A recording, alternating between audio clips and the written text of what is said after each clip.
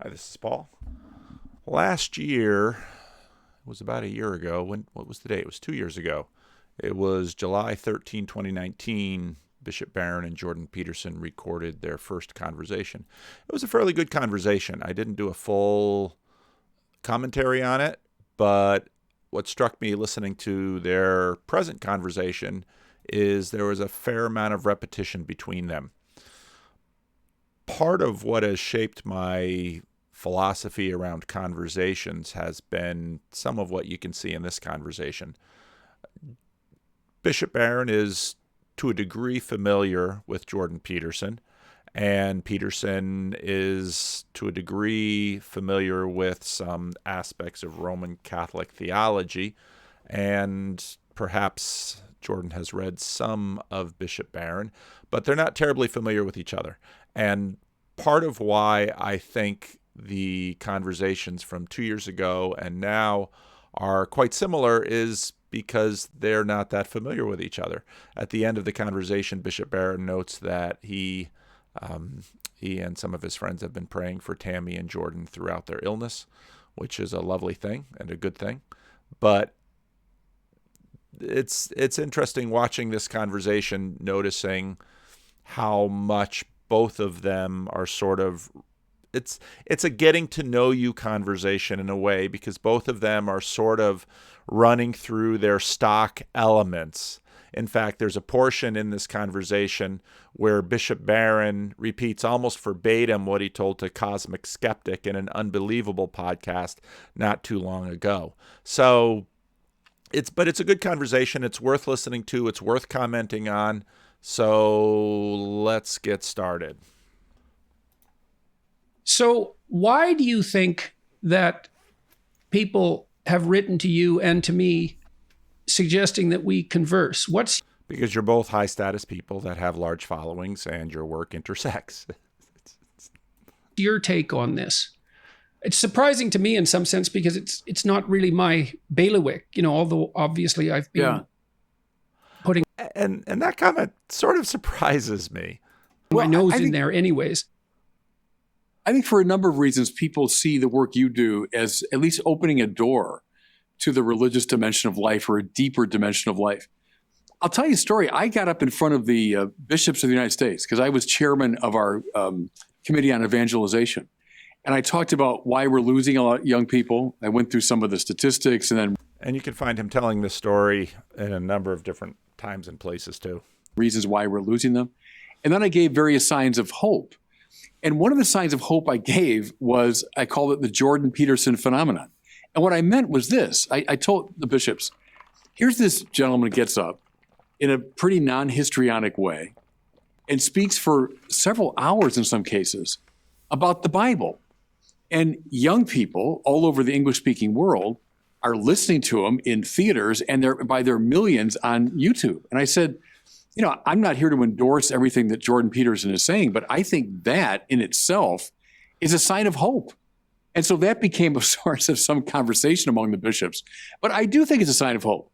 And I said to them, and it's really in some ways to our shame, that you were making the Bible more compelling and appealing in many ways than we were. I think if I went back over the conversation 2 years ago, I think he gave almost exactly the same talk. And so again, it's not really a criticism. It's sort of natural to the platform.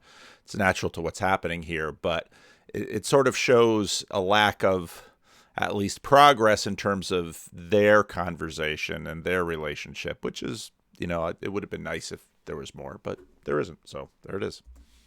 So that's our bailiwick. That's our profession, is the Bible. But you were opening the Bible up in a way that young people especially were finding very compelling. And you were indeed, I think, thereby opening a door toward a richer and fuller understanding of the scriptures. I think that's part of it.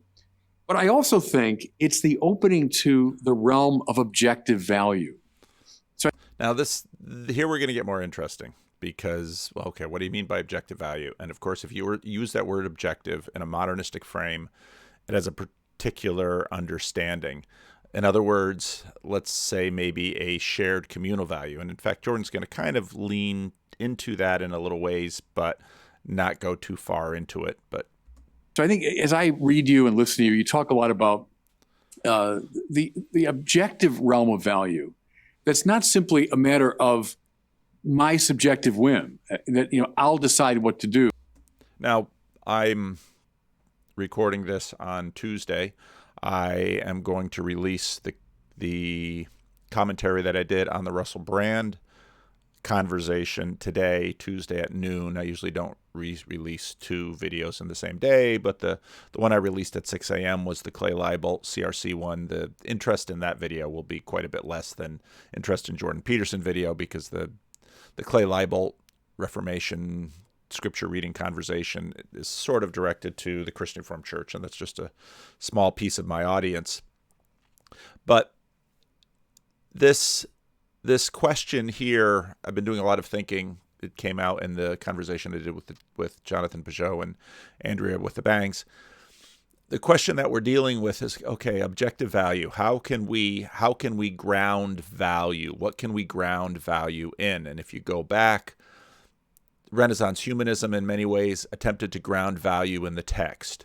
When to a certain degree that failed, because the Protestant Reformation did not reform the Roman Catholic Church or lead towards any kind of consensus, then the attempt was to ground our knowledge of reality in empiricism and rationalism. And so we worked on that for a number of 100 years. And we're sort of coming to the end of that. We're coming to the end of modernity. And so part of what we're going to do, Rafe holds on to these videos for a while, and I just had a really terrific conversation yesterday with John Vervaeke and Rafe Kelly, which will be out probably in a few weeks. But part of what we get into there is pluralism, and the massive pluralism that globalization has yielded, and that the internet has really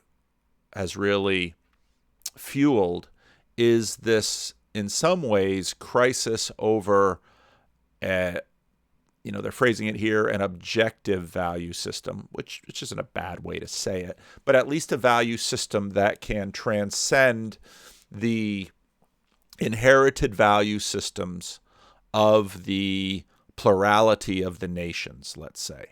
And so it is an attempt for human beings to try to cooperate and agree and work together on a global scale.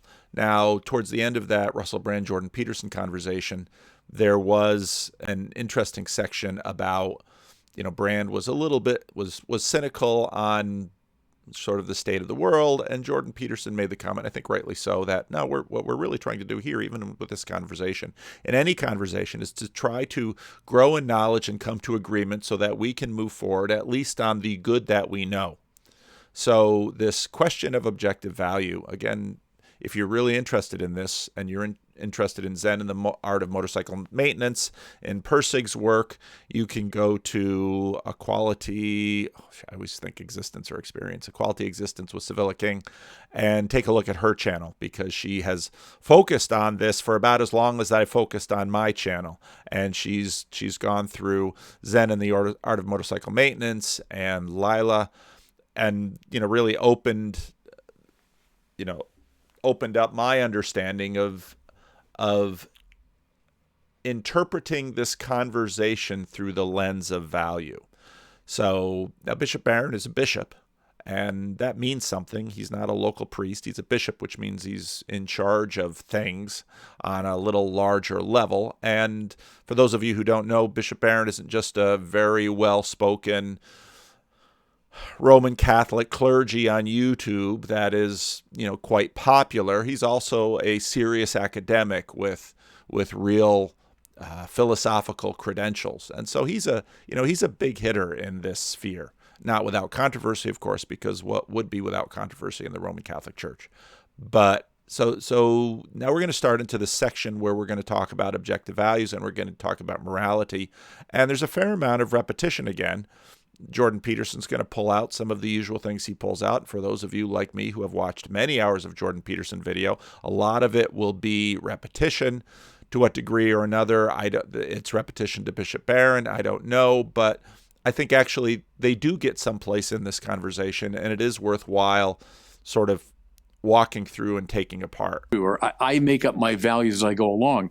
That there's something about value that's not simply a man. And this also, again, it's interesting to contrast this sort of back to back with the Russell Brand video, because Brand, of course, has a strong streak of romanticism, which, as I talked about in the commentary on that video, tends to focus on the subjective, and obviously in this frame the objective is a ground upon which a community can gather people together and work together and pursue some common goals. Matter of my subjective whim, that I'll decide what to do, or I make up my values as I go along. That there's something about the tradition, something about what's been given to us, an objectivity to moral value, aesthetic value, intellectual value. And see, to me, that's, it's in a good way, a gateway drug to religion, because God, I would say, is the ground and the source of objective value. And when you sort of hyper-subjectivize the whole operation, that becomes, questionable. So I think your work there. And I think in Russell Brand's case, then it sort of becomes also individual. Too has sort of primed the pump for a deeper exploration of God as the source of these objective values. There's a couple. Now, thinking about this from an apologetic perspective, obviously, as Charles Taylor noted, the asserting the existence of God is not axiomatic in the secular frame. So his pursuing the argument in this way is very traditional, especially coming from a Roman Catholic position, but I don't know how convincing it's going to be. And part of what lingers in the back of my mind listening to these two is Bishop Barron will again and again talk about what an effective evangelist Jordan Peterson has been, but I don't know how much Bishop Barron is borrowing from Peterson in terms of learning from the Jordan Peterson experience about what effectiveness might look like, besides, let's say, being in YouTube and being nice. Thoughts I'd have about it, but I remember it's almost as if we need a third category. Interruption there, but this is part of the reason I'm really looking forward to Jordan talking to John Vervaeke, because John Vervaeke's work is all about looking for sort of a third category, the intersubjective, how the objective and the subject sort of work together in between. A couple thoughts I'd have about it, but I remember it's almost as if we need a third category, subjective, objective, and something else that is an admixture of both. And I think, the subjective and objective in some ways is a function of the modernist frame. And as we are moving out of modernity, and again, I think Peterson is an important transition figure in terms of that moving out of modernity, because as Jonathan Peugeot, in another respect, said, you sort of have one foot on both continents and you're getting stretched as these land masses are moving apart.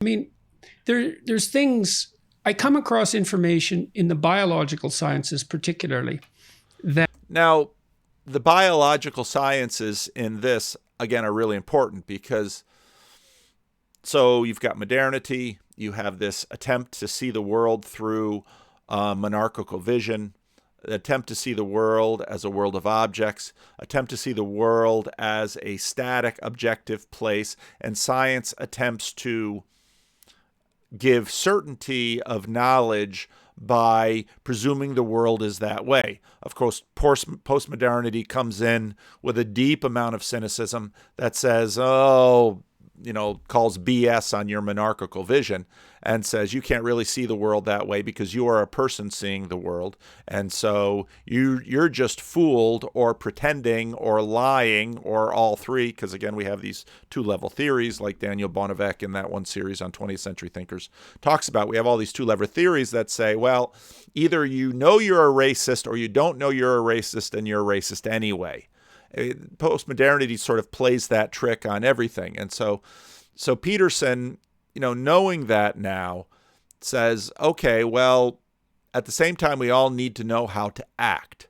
And so that's going to then intersect with these values, because values and actions are deeply connected biologically in people. That's a lot of what his work is about. Lobsters, maps of meaning, that the meaning becomes this internal gyroscope. If we can't see the stars, this is the way by which we can sort of do some dead reckoning in terms of choosing what is right. That's the heart of what he's doing with this stuff. That speak deeply of sciences, particularly. There's things.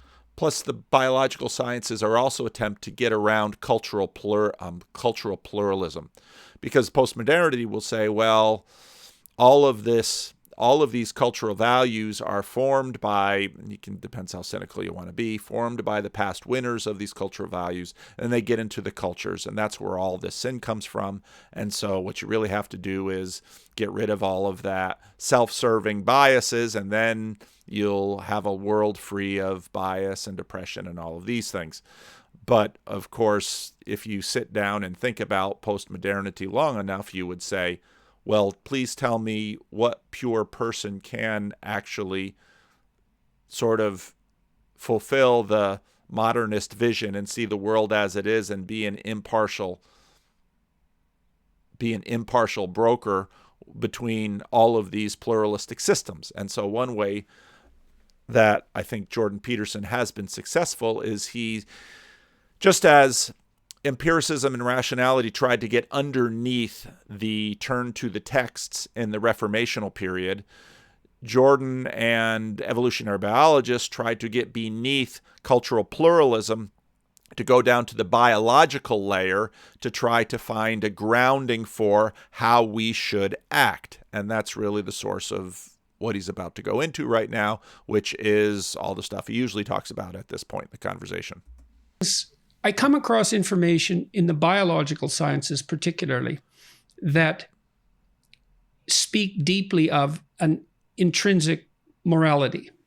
Okay, and intrinsic. So, in some ways, and this is part of the struggle that Jordan and the IDW people have, because they continue to refer to objective science, even though Jordan has a lot of understanding of why that isn't objective, and he's about to say it.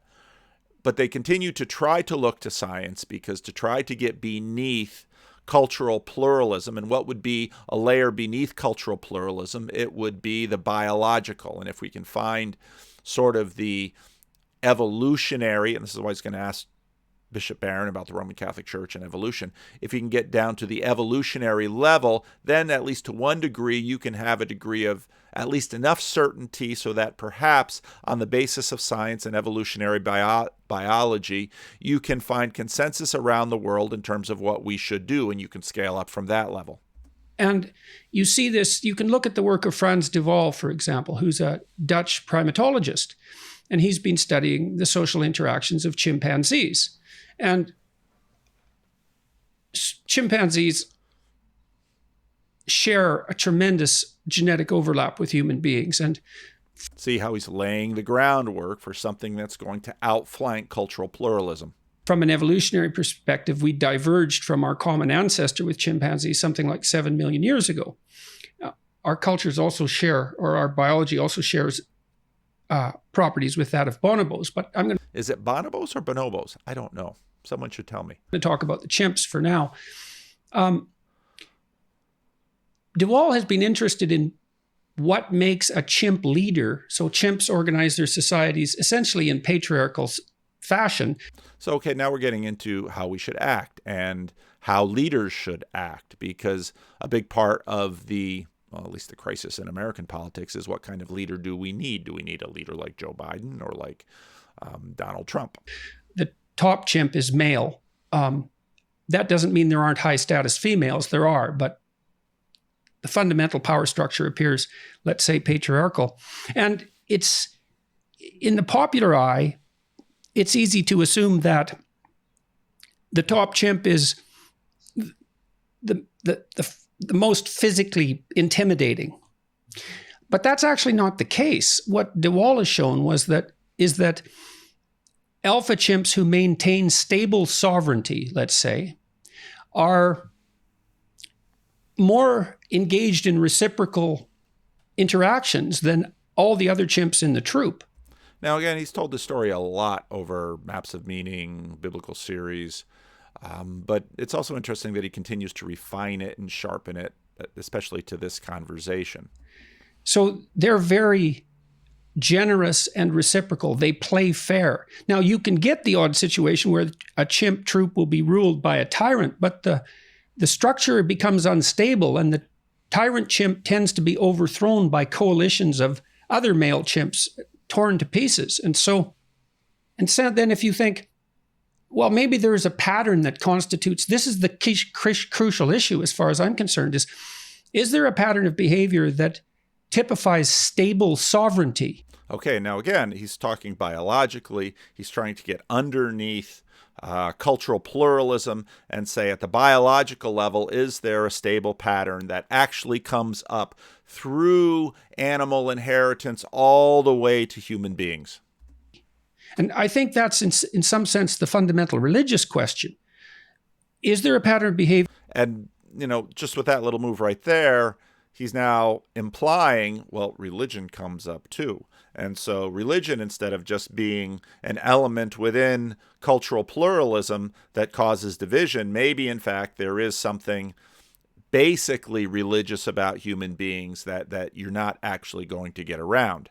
Now, again, you've got some of his listenership that is deeply skeptical about evolution and animal inheritance within humans, and you've got other of his leadership that is not at all skeptical about that, but his movement right there sort of brings in both groups. Behavior that constitutes stable sovereignty, and if so, what does it consist of? Jaak Panksepp has looked at rat behavior, and rats, juvenile male rats, engage in rough and tumble play. And when you pair them together, if one rat is 10% bigger than the other, he can dominate the lesser rat. And so they do that, and they establish their relative dominance. And then if you repeatedly pair them together, which is a crucial issue, it has to be repeated pairings, the lesser rat has to invite the dominant rat to play. So that's his role, and the larger rat agrees and plays. But if the larger rat doesn't let the little rat win 30% of the time across repeated play bouts, the little rat will stop playing. And what I read that, it just blew me away. It's so significant because it shows, imagine that part of what morality is. Morality is precisely that pattern of behavior that serves to keep repeated interactions going. And those repeated interactions might be across days or weeks or months or years or decades or centuries or eons.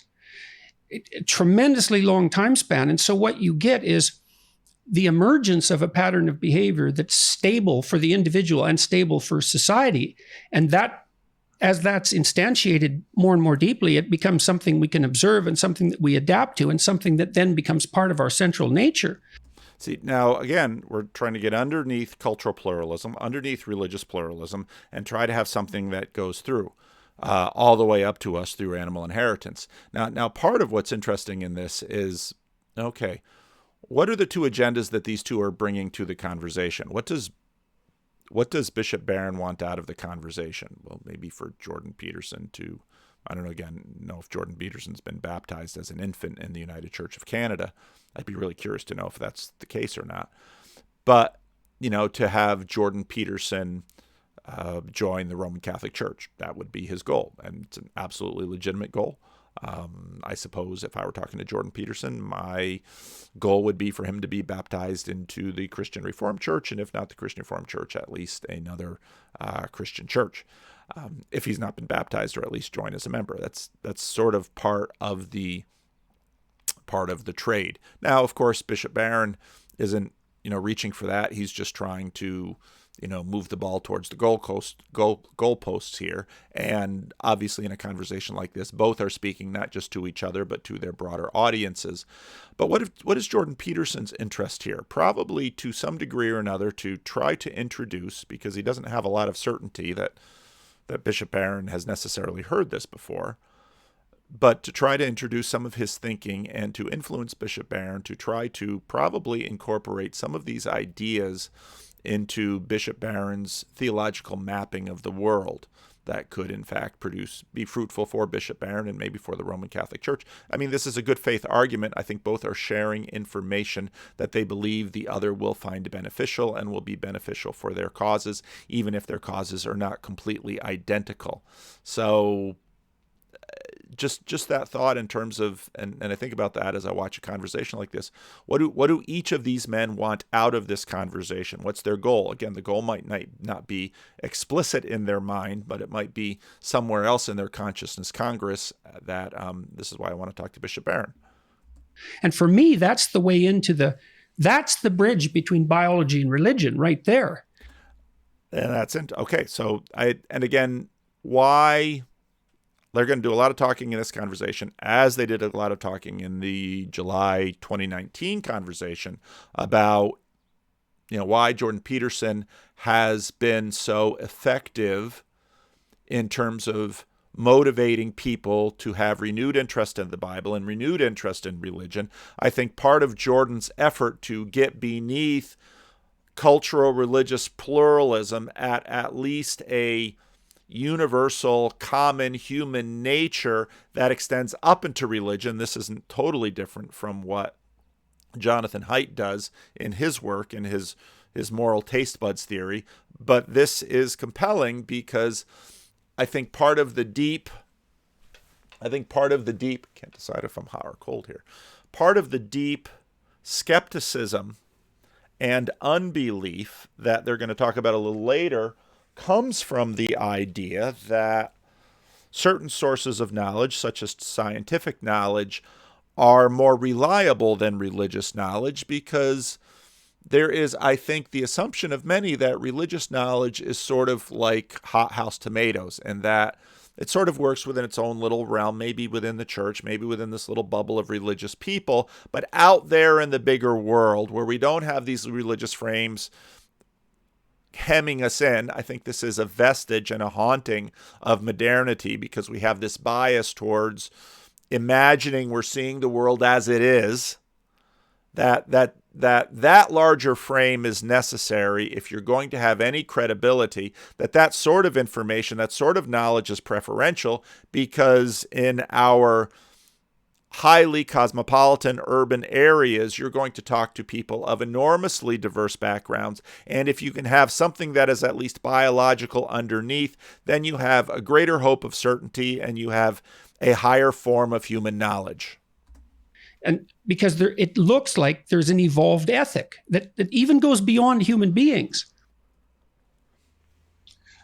Okay, so a little pause there. Peterson's like, okay, here's some information. Now, what's Peterson's goal? Is it implicit? Is it explicit? In a sense, what he's giving Bishop Barron a challenge and say, okay, you've got your Roman Catholic shtick here. All right, you've got your program. It's a deeply enduring program. It's the most popular form of Christianity in the world. You're a significant figure.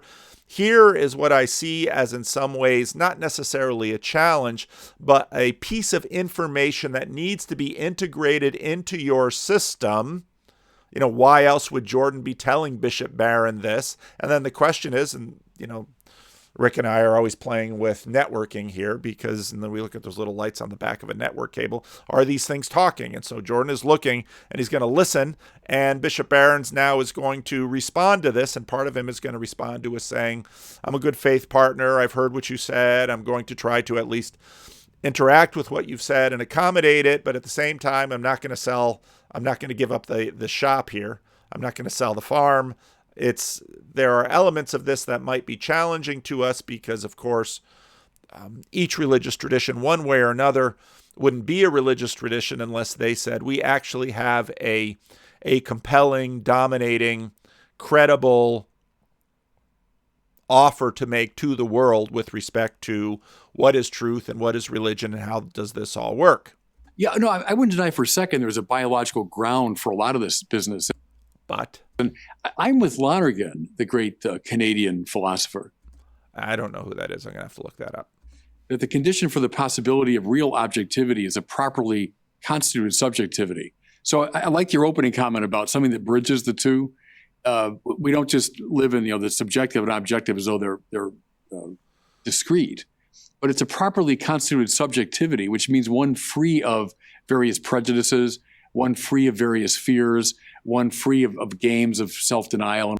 And this is sort of a Vervaekean, anti-BSing your system. All that can properly intuit the objective value. And objective value does indeed come up out of the physical to some degree. I mean, we're embodied creatures. So the biological plays a role in that for sure. But and behind this is also sort of the Vervaeke-Pajot continual conversation, Vervaeke eminence, or Vervaeke emergence, Pajot eminence. I think, too, it goes beyond it. I mean, it goes beyond simply a question of survival of the individual or even of the species, but certain values, of the... And what he said right there is really important. It goes beyond survival of the individual, of the species, because, of course, the morality... One might ask, okay, what morality is at play within a Darwinian process?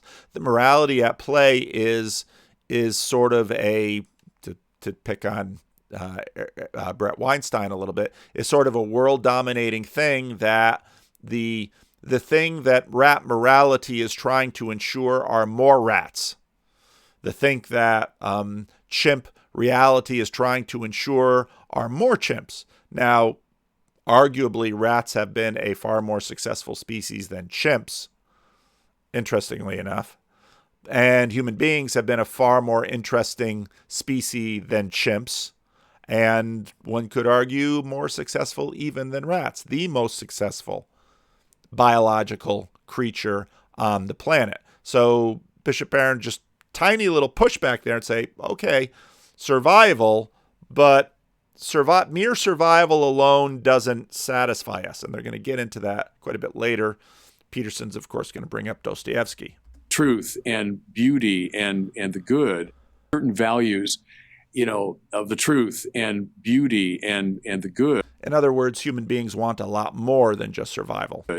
That transcend that, although they're grounded in it, for sure. Well, this is one of the things I really wanted to ask you about, because I do think in evolutionary terms and across the time scale that evolutionary biologists and physicists have come to accept. And so that's a universe that's about 15 billion years old on a planet that's about 4.5 billion, and with life being 3.5 and mammalian life, say, being 60 million years. So, okay, so what system is most credible? The longest system? That's my time span. The biblical time span is much truncated in relationship to that. And that truncated, sort of an interesting word choice there. That sets up a certain tension between the biblical stories, certainly if they're read as objective truth. Yeah. And what he's done sort of also is sort of implicitly set up part of this, again, in terms of our modernistic biases. Well, certainly the level beneath the pluralism, the oldest level, that has a credential to it that a mere 15,000-year-old tradition won't have. But there's a nice little trick in there, because don't forget the subject who is looking at saying, okay, the 15 billion, and then the 4.6 billion, and then the 100,000, few 100,000 years. The subject looking at that is a part of that equation too. But the Catholic Church, from my understanding, has, and this comes from the Pope himself, the Catholic Church has already accepted the basic tenets of evolution. But that's pretty low resolution. I don't know. Yes. Is that wrong? Sure. Oh, no, absolutely. Yes. Okay. So it's very low resolution. There's no nuance or what do we accept or what don't we accept. That'll sort of be played out as we get a little further into this. So, but that begs the question, because for me, and I'm sure this is part of the sticking point for young people, and maybe for people in Western culture in general, is that it's easy to say that evolutionary theory is being accepted, but that still begs the question. It's right. Okay, so fine. You can look at the span of life over 3.5 billion years before you get to human beings. But our religious stories talk of a reality that looks like it's about 15,000 years old. Okay, there's a challenge to the religious frame and saying, well, especially for Peterson, for whom longevity of a belief has a real value in a Darwinian world. So, and again, this is basic to a lot of Jordan's biblical series.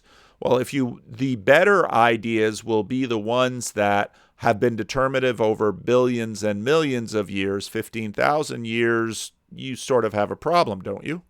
Something like that. Right. And so that, I'm not blaming the church for that, obviously. And I think the story. A nice little comment to sort of, make sure that we're all good partners here. We're all doing this in good faith. Stories in the Bible are far older than 5,000 to 10,000 years. I suspect they were part of an extraordinarily ancient oral tradition. And that's going to make a lot of biblically conservative people feel heard. It stretches back tens of thousands of years, because that's the rule rather than the exception. And I don't know to what degree the Catholic thinkers within the church are working constantly to attempt to reconcile these two viewpoints, apart from saying that they do accept them both. And that's a really good question. Yeah, but I don't think I think that they're apples and oranges in a way. I mean, I don't worry too much about that issue. I'm not trying to read the Bible as a scientific text. It's not about the evolutionary process. And a little deflection there. It's a theological and spiritual text that's discerning truths that are, I think, available within our experience. Theological, spiritual, discerning truths that are available within our experience. Now, I agree with him. But part of what has made Peterson salient is his ability to sort of lean into and challenge sort of the party line that, well, here's the truth that we have. Now, what's interesting about this video, there's a lot of interesting things about this video. One of the interesting things about this video is that a number of questions are raised about science and religion and about the viability of religion. And Jordan the video begins by Bishop Barron basically saying, boy, you're teaching the church a lot of things. We have a lot of things to learn from you. Jordan's about to bring to the fore a lot of his common points about these things. And there's sort of, on one hand, Bishop Barron isn't just giving away the store, doesn't just caving in. There is resistance, but I don't see from Barron, again, and this is my initial comments about status and how well they know each other and how well they know each other's bodies of work. I don't see a lot of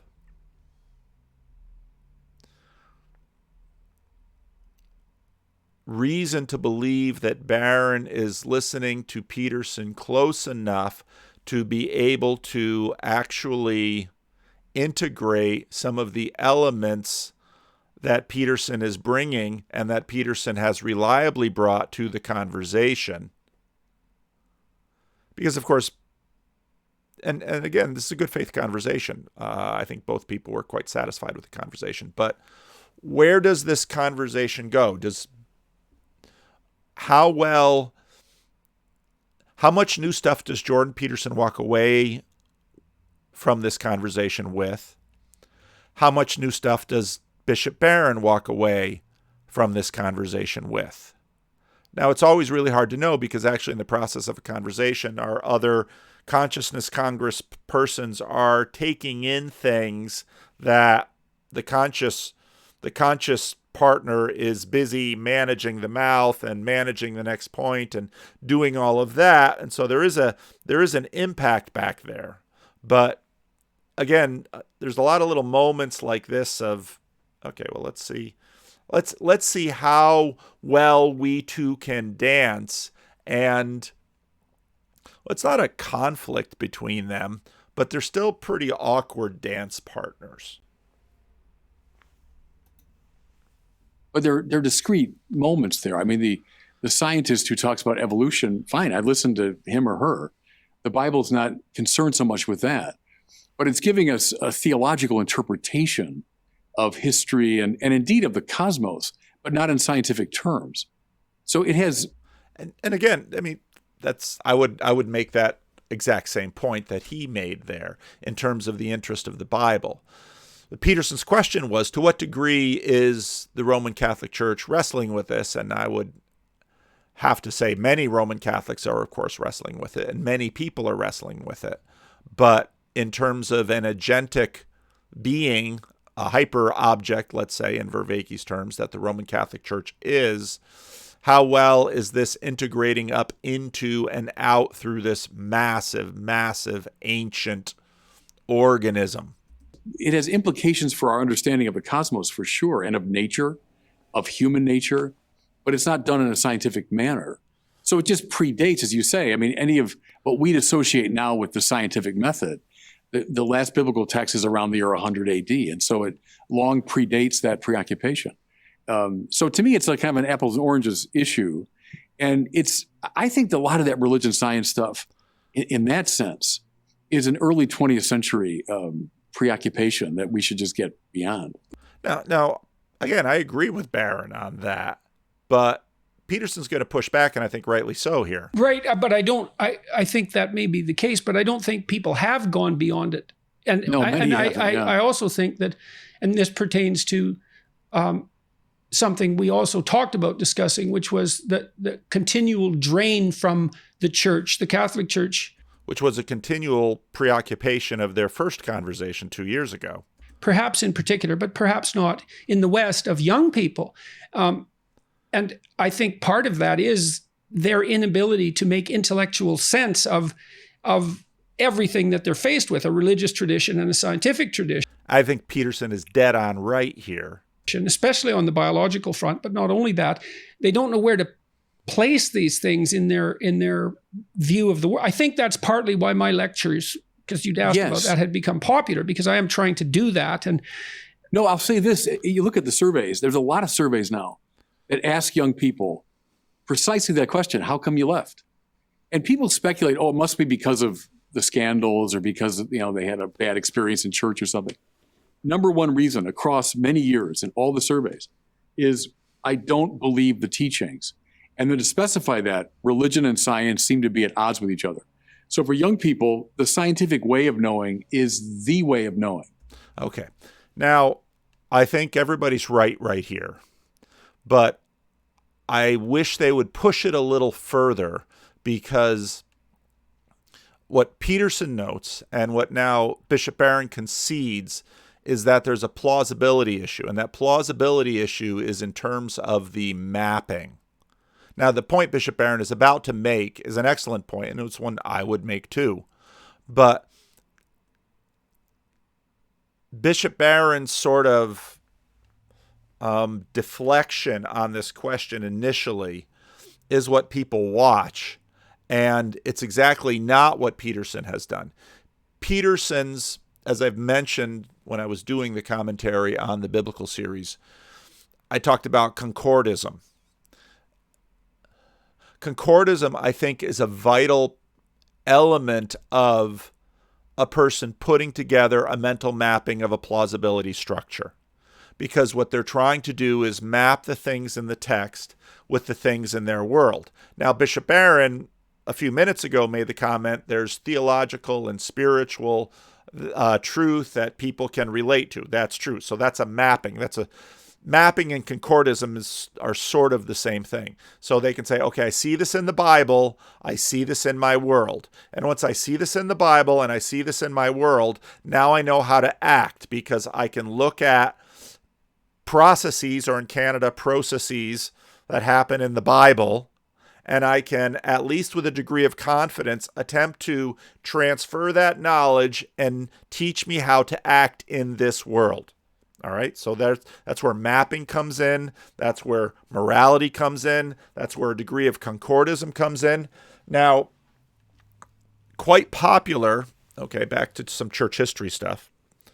At the end of the 19th, beginning of the 20th century, especially after Darwin did his work, and again, Darwin was not by any means the first one to introduce evolutionary ideas to Christianity, but Darwin seemed to propose, or at least where the zeitgeist went at that time, was an increasing confidence that there could be a plausible process that didn't require telos or agency, the kind of agency we usually reserve for conscious beings, in order to achieve the kinds of diversity and complexity that we find in the natural order of the world. So there's a split in the church. Both modernists and fundamentalists agreed that the Bible remained a guide to moral behavior in the world, but as a guide for mapping history and science, modernists rejected it. Now, what fundamentalists did was looked around for elements in the natural world that would validate, so a remapping, a new concordism between the natural world and the Bible to reestablish the credentials of the Bible for natural science and for history. And to a degree, this does continue with fundamentalism. Creation science is essentially that effort. In terms of the historical front, that's a continual process. I think, and to a good degree, because the writers of the biblical text assumed that they were, in fact, relating to history. Now, that gets into Barfield and Lewis and questions about, well, how did they imagine history and how did they imagine that related to it? So, okay, back to concordism. A lot of what happened, I think, in Jordan Peterson's biblical series, which was the reason it got traction, was because he was basically mapping the biblical text onto a much more updated biological picture of human inheritance, and especially through an existentialist lens. Okay? I think that's why it takes me years to figure this out. That's a big part of the reason why the consciousness congresses of Jordan Peterson's listeners heard this and said, pay attention. What's he saying? Pay attention. What's he saying? And that's part of the reason why Jordan Peterson's work resulted in a new credibility for the Bible. And that new credibility attracted the attention of traditional Christians who were feeling a little in the wilderness, really ever since the 19th century, continuing to work on that. And so when Jordan Peterson steps up and does this, now suddenly he is seen as a natural ally to a variety of people who very much wanted to find new validation for the Bible in the world. And so that concordism that Jordan Peterson was doing, that mapping that he was doing, basically scratched an itch of a lot of people who were hungry for a map. And Jordan Peterson says, actually, this is the map we've always used, and you should probably take a look at this.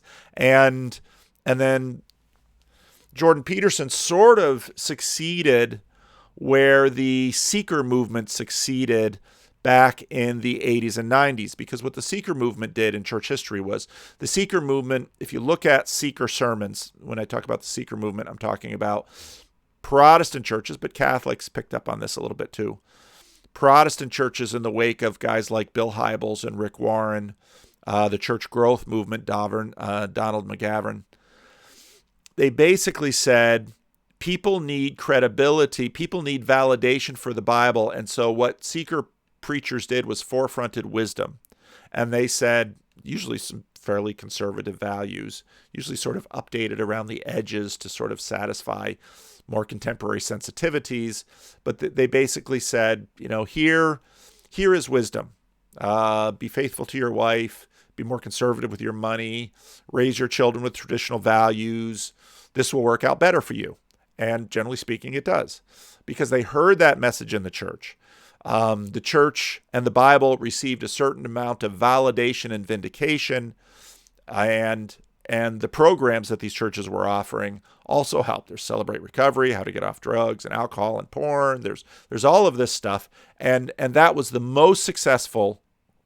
That was the most successful church growth strategy in North America for a generation, and continues in certain parts of the country to be valid. But that, again, in some ways continued to maintain sort of the Cold War alliance that the Bible is a credible guide to moral behavior. And it was the New Atheists that really kicked the legs out from that. And when they began to say, no, the Bible is an immoral book and an immoral Bronze and Iron Age God, and so the Bible is not a guide for moral behavior. Meanwhile, Sam Harris is being faithful to his wife.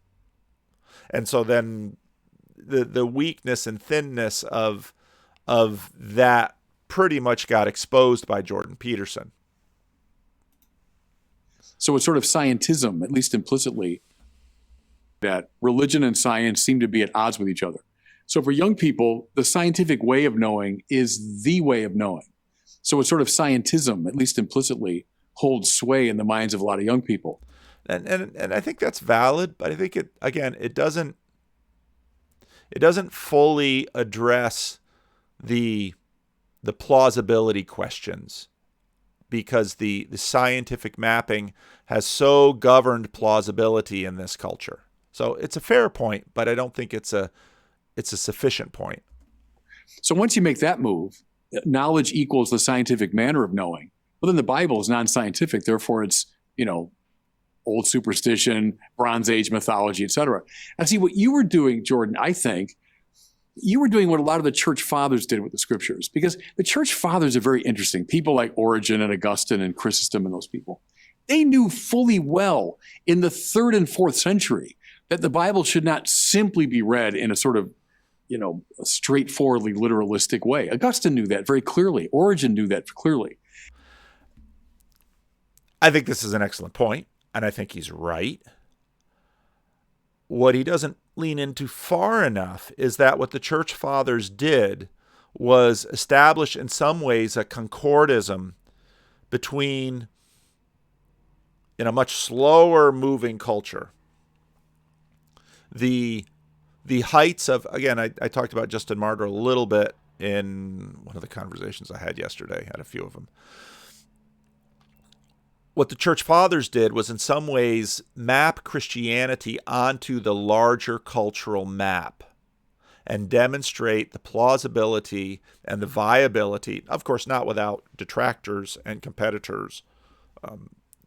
That's part of the reason we have writings from the church fathers, is they were writing against their adversaries. They were advocating for the church and Christianity, that Jesus fits into this. So I think Bishop Barron is right that what Peterson was doing was analogous to what the church fathers were doing, because Peterson was once again asserting a remapping of Christianity onto the dominant conversations of our environment, and doing so in a plausible, compelling way.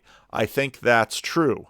Now we have some of our differences, why I'm not, although Protestants sometimes, my father used to wear a black shirt and a clerical collar, and sometimes I feel in my sloth in terms of what clothes do I want to wear. If I just wore the same clothes every day, it'd just be easier. Okay, Paul, don't distract your audience while you distract yourself. This same process is happening in the Protestant Reformation. It's a big part of what happens in Protestantism, because part of both the benefit and the liability of what happens in the church in the Protestant world is a greater openness to redefining. Now, part of the problem with redefining is you get things wrong and you start throwing out babies with bathwater. And so change is always a difficult thing. But you can't make this point about the church fathers and not also assume that is the ongoing task of the church to continue to delineate and work through these issues in any contemporary space. Because if you don't do that, you lose your plausibility structure. And again, as Carlos Erie in his book Reformations noted, at least in certain segments of Europe during the Protestant Reformation, the church had already lost the war. And these other issues, such as clerical abuse, simony, absentee bishoprics, a lot of which that the church very much addressed in the Council of Trent. Those were a lot of the issues that were brought up, and a lot of the reasons that during the period of the Protestant Reformation, the Roman Catholic Church lost so much. And they talk, therefore, about the different senses of Scripture. What you're doing, I think, in a lot of your lectures, is what Origen would have called the moral sense of the Bible, the tropological, to give it its kind of technical term. Now, I just released my conversation with Clay Leibold. Clay Leibold made this same point, which is very interesting. And then at the end of that conversation, I sort of pushed back and said, this process we are always doing, the tropological, because it's always, in a sense, in terms of your sermonic structure, the application of the sermon. And of course, the church fathers did that. Of course, Jordan Peterson did that. Of course, ministers do that today.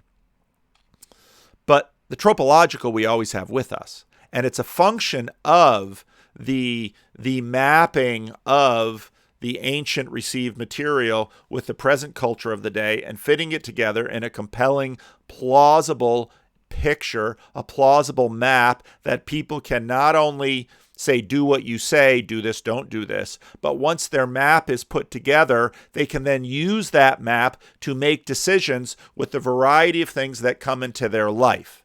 Not that you give them a list of rules, do this, don't do that, but you give them a map by which they can figure out the way to San Jose. The biblical texts are about the moral life. Now, we might say today the psychological life, or what makes you psychologically healthy or more productive. And that's a really nice turn that he made there, because what psychology, at least the social science, is a relatively modern thing.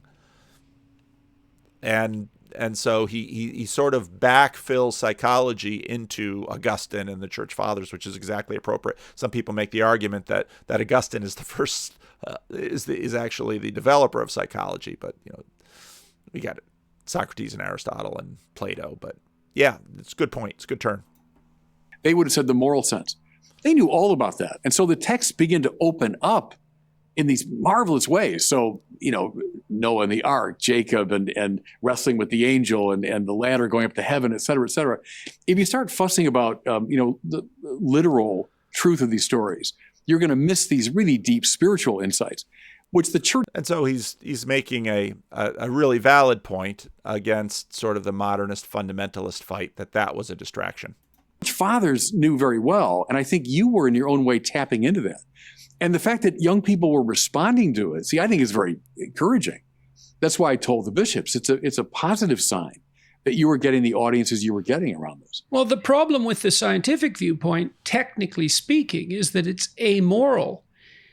And again, this is where Jordan Peterson is really good. This is a point that he's made a lot of times, that science doesn't tell you how to live. To a degree, it can inform your map, but should is what you take out when you cover your eye of the manifest image. Within its own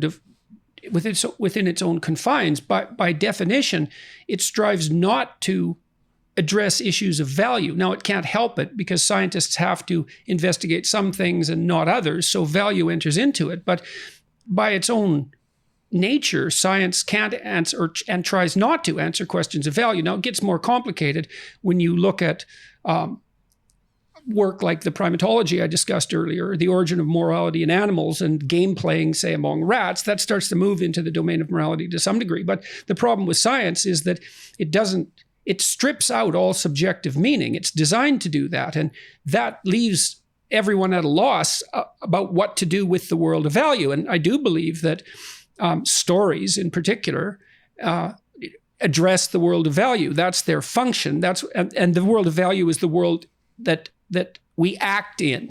They're guides to action. We're going to have to get into this. I've got to go right now. But I'll be back. That's the beauty of recordings. Okay, I'm back. I'll go back a few minutes because I have to remember what I was doing. We were talking about values, and Peterson was mentioning how science strips out all the values, and then we're going to get into story. Among rats, that starts to move into the domain of morality to some degree. But the problem with science is that it strips out all subjective meaning. It's designed to do that, and that leaves everyone at a loss about what to do with the world of value. And I do believe that stories in I don't know that leaves everyone at a loss with what to do with the world of value. It's just that science won't necessarily be terribly helpful in informing you what to do with the world of value. particular, address the world of value. That's their function. And the world of value is the world. And that what he said right there, stories, it's their function to address the world of value. I think that's right. I have to see if my mic got turned down. And I think so I've talked a lot about narrative lately. I mean, part of how stories function is, it was Peterson who said, our ideas die so that we don't have to. We try out things, we play with things in stories, and we play with outcomes. And it's really rather remarkable when you think about what we're doing. It's very similar to children playing.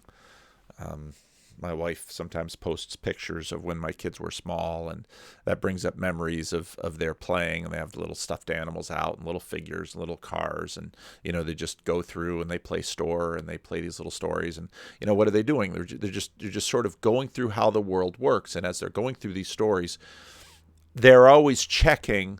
They're trying to tell realistic stories, but they're still playing with ideas, and they're always checking, does the story feel realistic? And I think in some ways holding things out there for us to see and having a story out there for us to play with and having the sense, now, does that story feel realistic or not realistic? Now, we're sort of doing this on a distributed cognition level with fiction, with movies, with everything. We put it out there, and then we ask ourselves how we feel about it, and we listen to ourselves, and we talk about it. So I think Peterson is right that this is all getting into the world of value, and we're always checking with each other. And again, I've watched so much of Peterson the last couple of days. Was it the Russell Brand video where we outsource our sanity to each other, and so in some ways all of this fiction and all of this storytelling is sort of like having cooperative dreams out there, and then we talk about it and we look for other signals in terms of, did this movie get a lot of views? Is this movie very popular? Who likes that movie? Who doesn't like that movie? Do you like that movie? Do you like that story? Do you read this book? Do you like that novel? We're always doing this together. And what we are doing is, in fact, communally negotiating the world of value. That we act in. They're guides to action. Well, I come across it all the time in my work on the internet. So I have, dialogues with people that interact with my videos. And now he keeps talking in this video about com boxes. Is he meaning comment sections in his video? I guess so. But I've just never really heard com box as that type of thing. I always wondered if he has some other communications box that he works in. They'll say things like, well, the sciences give us access to the truth, period. The scientific method, that's how you get to the truth. And I'll say, so Hamlet tells you nothing true. Plato tells you nothing true. And so again, Hamlet and Plato, these are all us sort of having public dreams together and then doing public dream interpretation together. T.S. Eliot's poetry tells you nothing true. I mean, who would believe that except the most ideologically scientific person? But my fear is a lot of young people are in the grip of that. They're in the grip of a real ideological science. They don't know how to think their way out of it.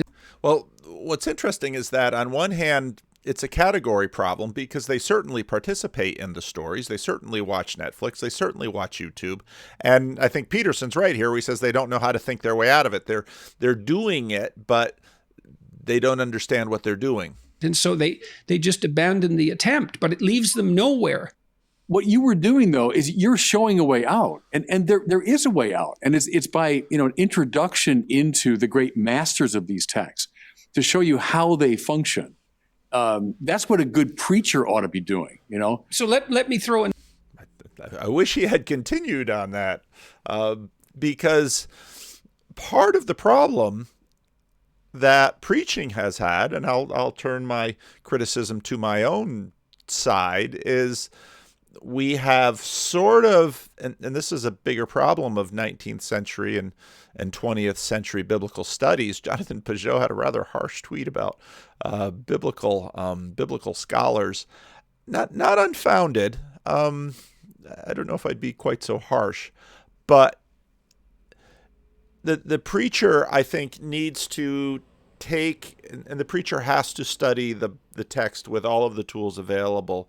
But the preacher does need to take the story and integrate the story and the text and help the people bring it down to their lives, and not just stand up there and say, do this, don't do that. Another objection, and this is another stumbling block, I think, and I think this emerges in postmodernism in particular, because the postmodernists, there's reasons for their manner of thinking. So one reason is,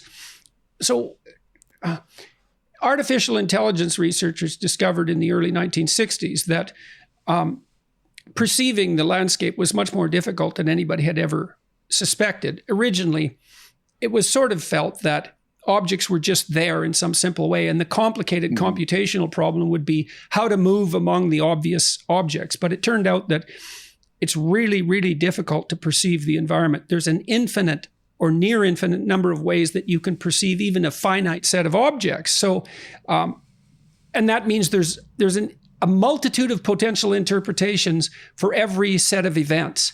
And so that was a radical discovery in the computational world, but the same discovery basically occurred at the same time in the world of literary analysis for the same reason, is that every text is susceptible to an inordinately large number of interpretations, and it's not easy to identify the canonical interpretation. Now, it might be interesting to ask, what do we mean by an interpretation? And I would say that the interpretation is in some ways connected to this concordism, that we have the story out here and then I have my life.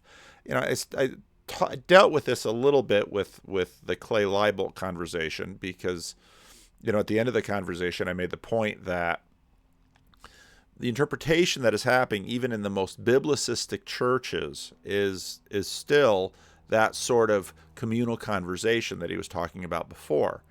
And again, this gets into Vervaekean relevance realization. The proper interpretation tries to understand what in the nature of reality, what aspect of the narrative is relevant for, well, the relationship that we desire. It's part of the problem about not, and again, I don't, Rafe will release those conversations when he's ready, but I had the conversation in real time, and Rafe opened up that conversation with I often take notes on my conversation, with a book by David Abram that I'd never heard of called The Spell of the Sensuous. And he opened it up with a statement that said, the problem with the way of knowing that doesn't put you in right relationship with the surrounding world. And that's sort of what we're talking about here in terms of the correct interpretation. We're looking for which story actually governs, and you can see that playing out in the political sphere. Was it the story that, let's say, the 2020 election was stolen and therefore the patriots needed to stop the steal, or was it the story that the prima facie legal story on the election given by the elected representatives was the truth, and in fact those who are saying we need to stop the steal were the ones who are actually evoking the steal?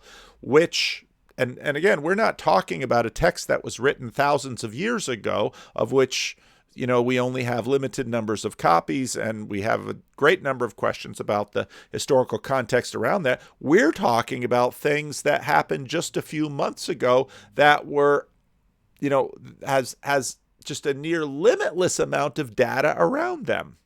So these are really difficult questions.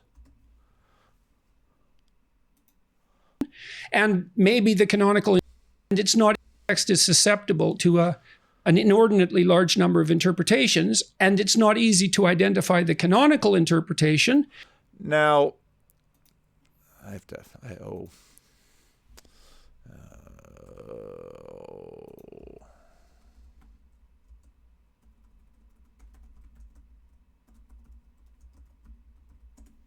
Critical Drinker just did a very interesting video about why canon matters. And I thought it was really quite a good video talking about this idea of canonicity. And it might be a video that I give some further treatment. But Peterson is using that idea in this. And maybe the canonical interpretation isn't canonical, it just serves power, for example. And that would be, religion as the opiate of the masses, or religion as a political tool. And I think that takes things far too far. But there's a real problem here, is that if you divorce the narrative from the objective world and say, well, the narrative is valuable because it gives us a guide to value, then you have another problem, which is, okay, which narrative? And how do we make a hierarchy of value among narratives? We would say Hamlet is deeper than Harlequin romance. Right. But trying to specify why that is and what deep... Did he look down on the desk at his current Harlequin romance he was reading? Do you think Jordan Peterson reads Harlequin romances? Kind of doubt it. Means is very, very difficult. And you might say, well, the Bible is the deepest of all narratives, but that's still begs the question. Well, compared to Buddhist writings, say, compared to the Upanishads, or compared to any long-term complex mythology that's developed over thousands and thousands of years, what makes it canonical? Why is it preferable to Shakespeare, for example? And so, so perhaps I could get you to address that, because that's a vicious problem. There's a lot there. And I'll start with your opening remark about postmodernism, because I quite agree with you. I'm not simply anti-postmodern. In fact, I wrote a book called Toward a Post-Liberal Catholicism, where I took in a lot of the insights of the postmoderns, one of which is, as you quite correctly say, a sort of legitimate perspectivalism, that we never get reality, too cool, right? Just open my eyes, there's reality. Again, that's Lonergan. It's only a properly constituted subjectivity that opens the door to the properly objective.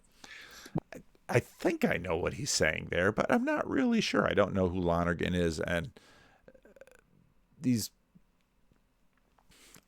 about that one. But one of those ways of properly constituting your subjectivity is to put your subjectivity within a community of discourse. So it's never the case that I simply intuit the way things are and end of the argument.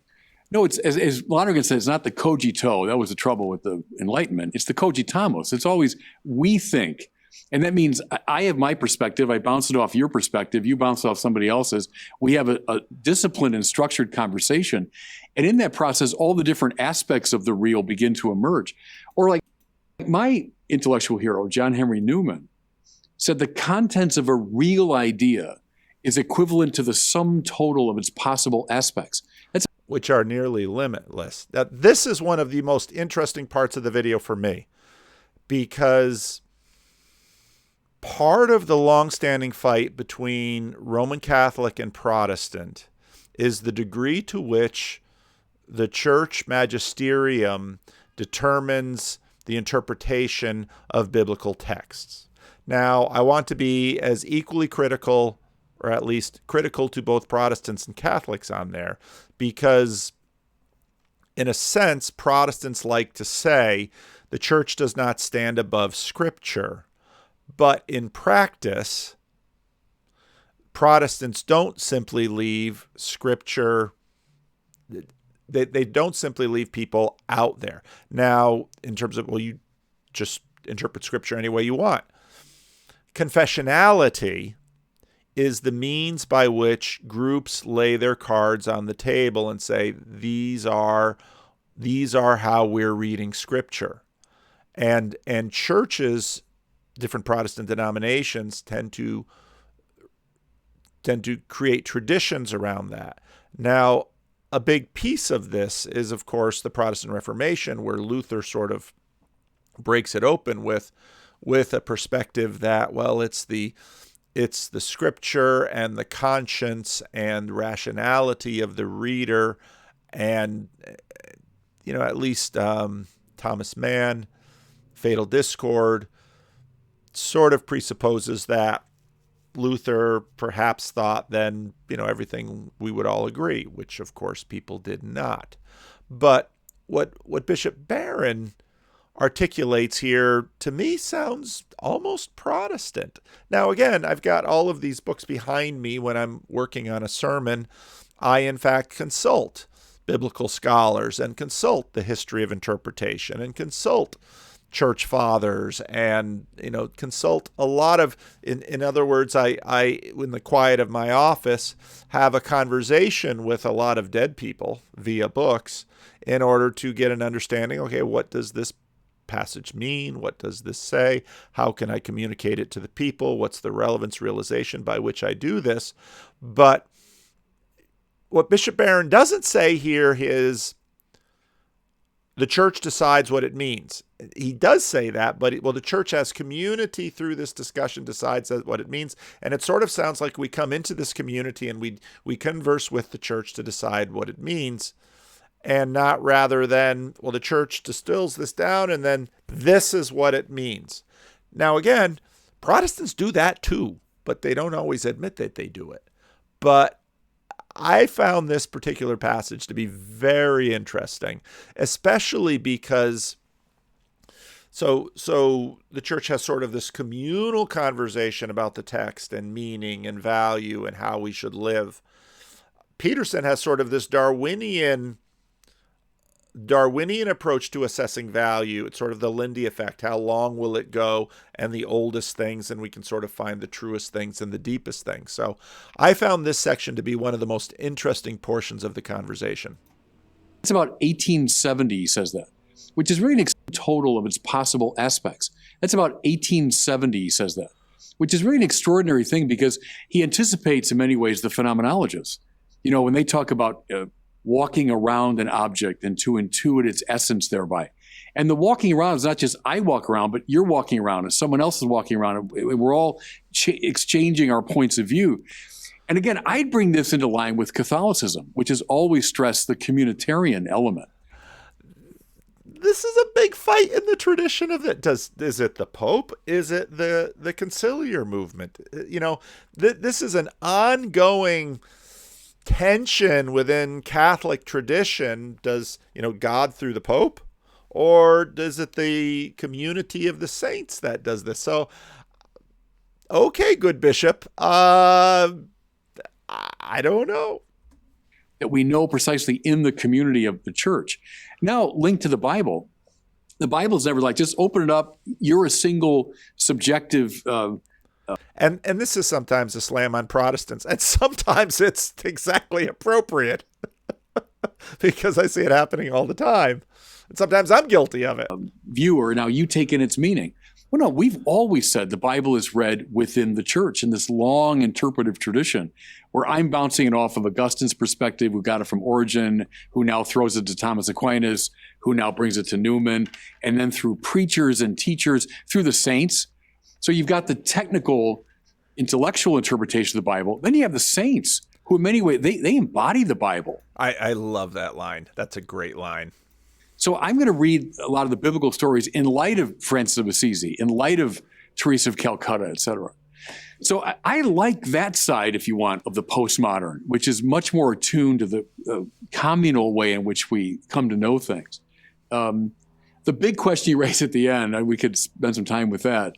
How do you make ultimate judgments and determinations like this one is right, Well, you hinted at it a bit there by saying, well, look, many people have worked on this for a very, very long period of time. And in some sense, it's a living document.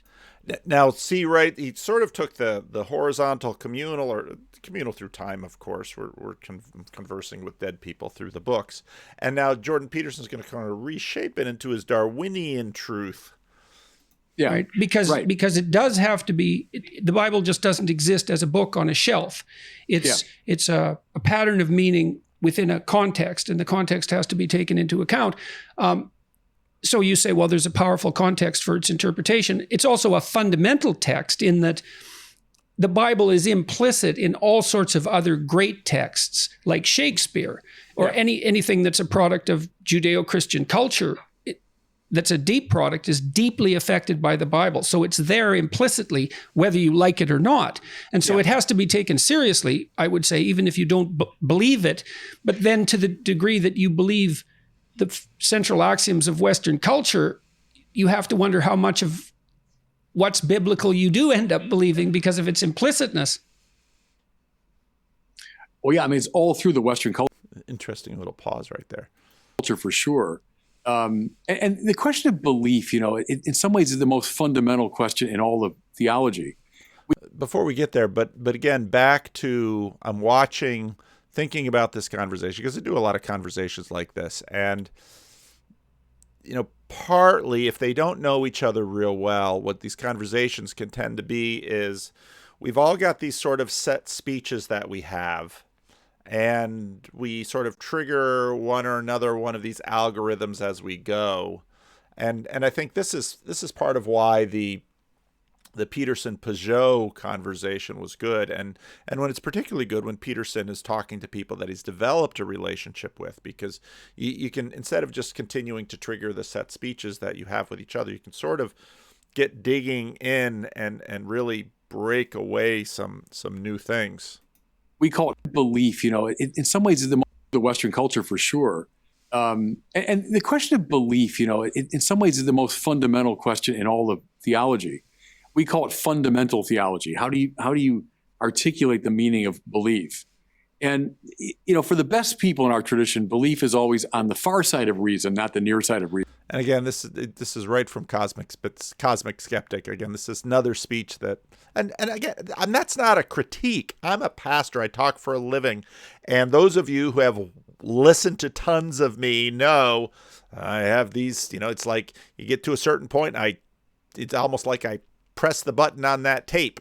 Old school. All right, I click on that icon and I trigger that little talk that I give. Reason. And that's a mistake that so many people make today, young people especially.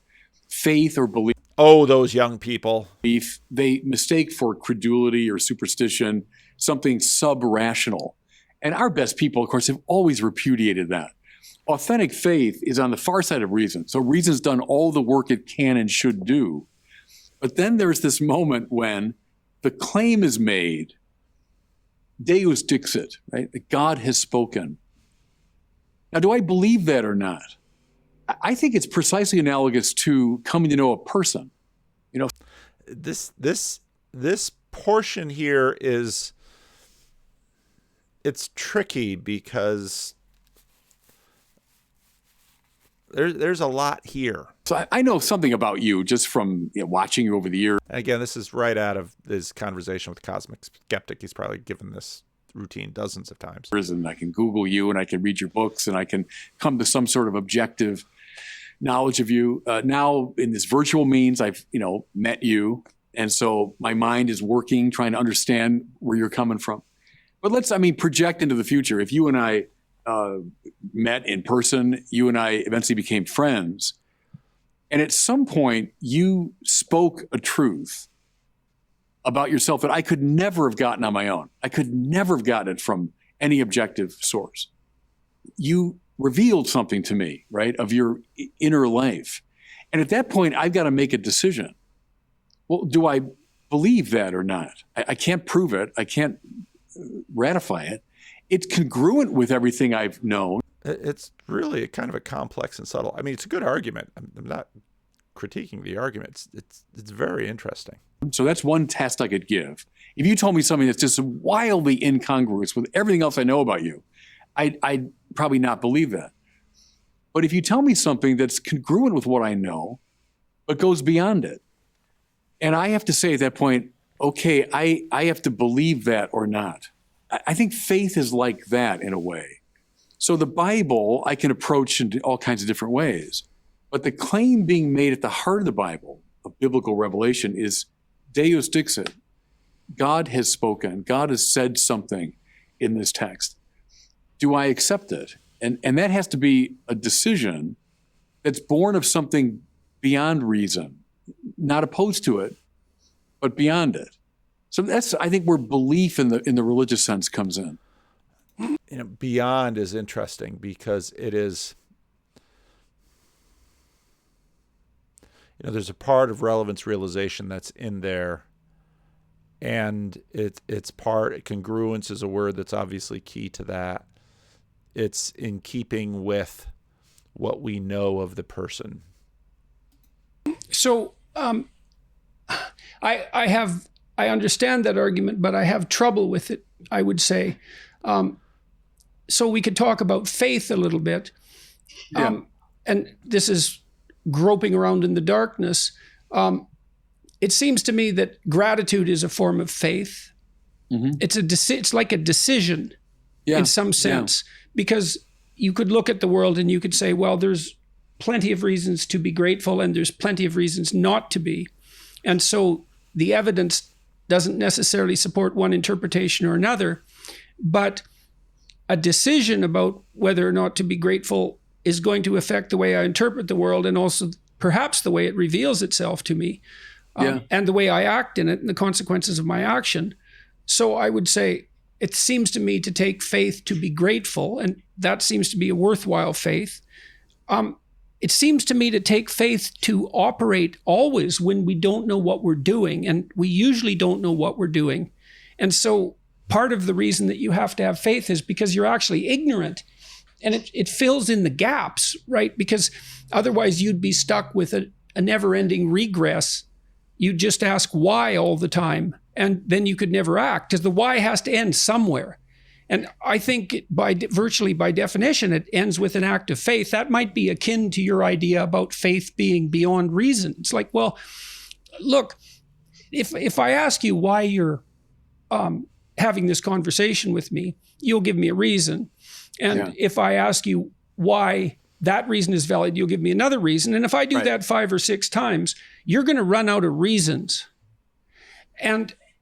But you're still having the conversation. God. So that means you have faith that the conversation can go somewhere good. And that's not actually a delusion.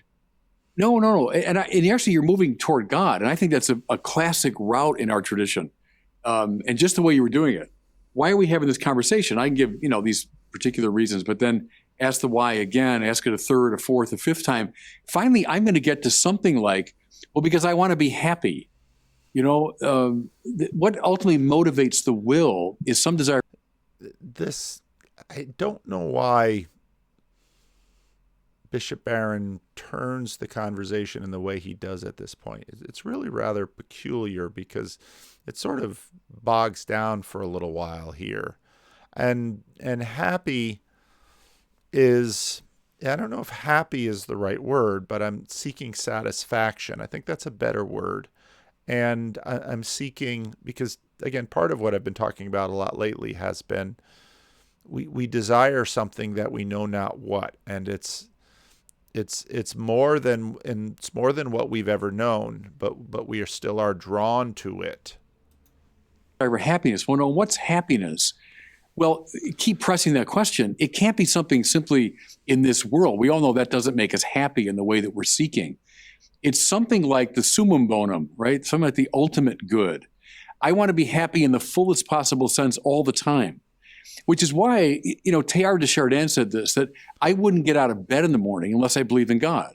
And that's what he meant, was if you do that kind of horizon analysis of every act of the will, even the simplest, like getting out of bed, you finally come to the summum bonum. Okay, so... And I'm trying to think how this really... why he would make that turn right there with Peterson. Let me walk through that. Okay, let me walk through that, because I think that's a useful thing to think about. Technically, I've thought about identity in this regard, because identity is a nested structure. Yeah. It's also a lens through which we view the world. And so if I'm sitting at my typewriter typing, you might ask me what I'm doing. Mm-hmm. And the answer is, well, I'm moving my fingers up and down. Yeah. But then that's true. And the next answer is, well, I'm producing words on a page, but I'm also producing phrases, and I'm producing sentences, and I'm producing paragraphs, and then chapters, and then a book. And then you might say, well, are you writing a book, or are you being a professor? And I'd say, no, well, I'm being a professor, pushing my fingers up and down on this keypad.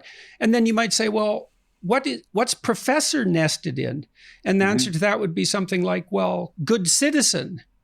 And then that's nested in good man. And then that's nested in, well, then that's right where you start to encounter what I think are something like religious presuppositions. It's like, Right. well, what exactly do you mean by good man? And I think, Exactly. I think psychologically, I think, well, that means to act out the mythological hero. And that's exactly the point where that identity touches on something that's, I think, indistinguishable from religion at that end. Now, I'm not sure what that means about God per se. I would say this, that God in our great tradition could be defined as See, and I knew, well, how are you defining God? And so I understand why he goes here with the this now. good in its unconditioned form. So all the things you've been raising here, so the why, I'm answering with some kind of good, with a conditioned good. The very fact that I can put it in a wider context means it's conditioned. It's good, I'm seeking it, but it's not the ultimate thing I'm seeking. So unless we have an infinite regress, which I think is repugnant to reason. And immobilizing. You know, there are people who have neurological conditions that put them into an infinite regress, and they cannot act. Right. So if that's repugnant both, let's say, epistemically and psychologically, we have to come to something that's properly called the unconditioned good, good in its absolute form, that which is desirable simply for its own sake. So Aquinas will say God is called good because God is the supremely desirable. What do we desire? Thomas says some form of actuality or being. That's why we call God the fully real, that which is most actual, actus purus, right? But I like the analysis that comes not so much cosmologically, but psychologically from what motivates me. And finally, unless my life just sort of founders into irrationality, I am motivated ultimately by God. Right. Well, I think so, because, you know, I would also say, well, let's reject that argument and say, well, you're not nested in good man, good citizen, hero, and then beyond that, you know, cosmic hero. And I think psychologically speaking, the figure of Christ is, if nothing else, a cosmic hero. It's going to be very interesting to see where he and Vervaeke's conversation goes with respect to hero. And I'm not saying it's nothing else, but it's at least that. Well, what would the alternative be? Well, you wouldn't be doing what was good. Well, then what's on the outskirts of your value structure is something that's adversarial, something that's the opposite of good. And maybe you're likely, in fact, your psyche is not pure, and you vary depending on your faith, I suppose. But there's no escaping being nested in some sort of transcendent structure like that. And then I think of it this way. So you have these outermost reach of your identity structure, which is something like whatever the idea of good man is grounded in. And I do think it's grounded in this hero narrative. But then I look at the hero narrative and I think, well, that's a biologically, Now, before he goes there, I mean, remember earlier, narratives are grounded. Well, what do narratives do? Narratives are the way by which we understand value hierarchies. an emergent, and I think, well, that's a biologically, that's an emergent narrative. It has evolutionary roots. It's something like man has discovered that his goal is to move into the unknown, to confront what's predatory and dangerous, and to garner something of great value in return and to share it with the community. And it's an ancient story. Mm-hmm. It echoes through the Old Testament continually. It's even there. It's even there. It lurks underneath the accounts of God's creation itself. And that means that outermost rim of identity is something that has an evolutionary origin. And then you think, well, that means that it has to be connected. It's connected with reality in some fundamental sense. Does that demonstrate the existence of God? That's a different question. But you can push, you can make a logical case for the necessity of that hypothesis of goodness to that point, as far as I can tell. Well, stay first with your example of someone, let's say, who's really wicked. And there are wicked people. You know, we can analyze that psychologically or two of them are sitting right here. Well, yeah. I mean, because it goes right through the human Calvinists heart, as Solzhenitsyn said. But Thomas Aquinas says a wicked person, even the most wicked person, is seeking at least the apparent good. So something that appears good to that person. Now, they could be totally mixed up about it. It's not, in fact, good for them, but at least it appears good to them. So even the most wicked person, Thomas says, is inchoately seeking God, because it's always some good. And now he's got the wrong sense of it, but he's still being drawn and motivated by this first cause of the will, even the most wicked person. See, but I think that's a sign of hope. That means grace is always possible.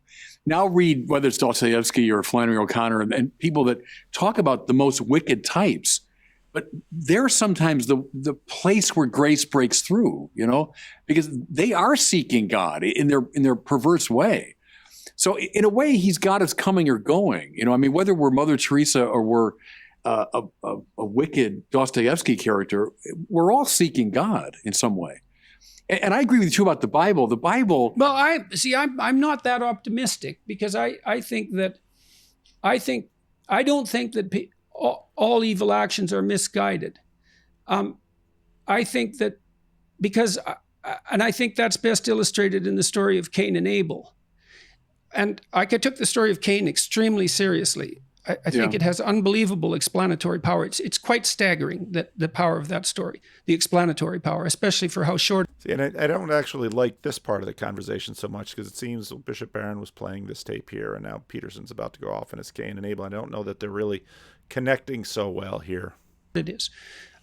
Cain is resentful. He has his reasons. His sacrifices were repudiated by God for reasons that aren't made clear in the text, which is a great ambiguity, because often our sacrifices are repudiated. And Cain is bitter, and no wonder. And he has Abel around to rub his nose in it as well. But Cain's reaction is, I am going to destroy what God values most. And that, now you might say, well, Cain is conflicted and ambivalent about that, and I believe that, but I don't think he was seeking the good when he struck down. He was shaking his fist at God. Yeah, indeed he was, objectively, but he was seeking at least the apparent good for him. In his twisted mind, he thought that was the good. I don't believe it. I don't believe it. I think you can get to a point where you're so resentful.